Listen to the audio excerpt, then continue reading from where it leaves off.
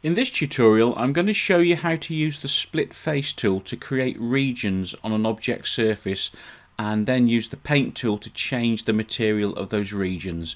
So for this demonstration, I've just got a single element, a wall here. If I zoom in, you can see the brick pattern. So let's zoom back out to see the whole wall. So at the moment, the material that's being displayed is being picked up from the actual material of that outer layer as defined in the structure for the wall.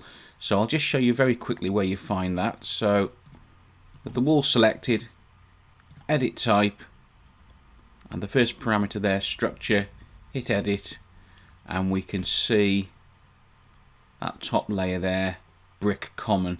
So that actual material, brick common, has been assigned to that layer. Hence, that's what we're seeing on the surface of the wall. But let's say, for example, we just want to change the visual appearance of a part of this wall to a different material. Now, what I would say is, under most circumstances, I would prefer to actually build up the wall as you intend it to be built in real life. So you're actually going to put a different wall type portion in to represent that material. But please note, what I'm showing you here is only a visual change to the appearance of the surface of the wall. It doesn't actually change the material properties in that structure dialog box we just looked at. So let's go ahead and start splitting up our wall into separate regions. So if we go to the modify menu, the geometry panel, we can see the tool there, split face. Select that. We now have to pick the face to work with. If I just zoom in a little bit, as I hover over, hopefully you can see that Revit is detecting the different faces. So the top face of the wall, the end face, we actually want to work with the main side face. So there it's highlighted. Click to select. Just going to zoom out a little bit. Revit goes into sketch mode. All we need to do now is sort of cordon off the area that we want a different material.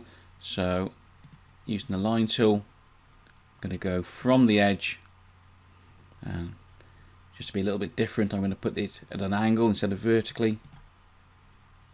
Make sure that your split line does in fact span to the perimeter so that it forms a complete enclosed region. Hit the green tick, and there we have it. Now, to start with, by default, the materials are obviously both the same. We now need to use the paint tool to go and paint a different material onto this wall. So, staying on the modify menu, we look over here. We've got the paint tool. There's a little drop down there.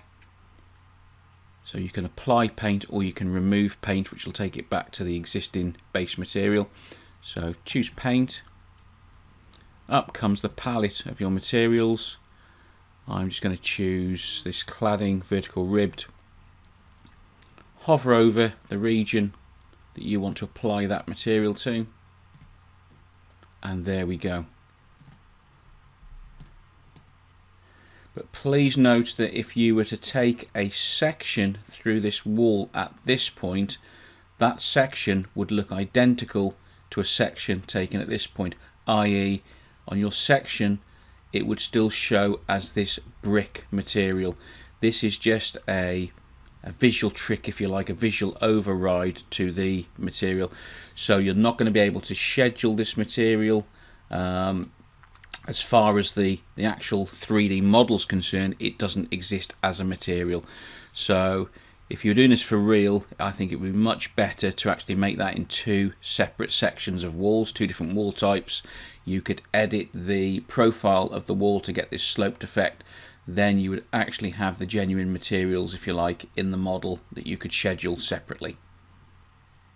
And finally, let's just go ahead and get this wall back to the state in which it started. So I'm going to remove paint.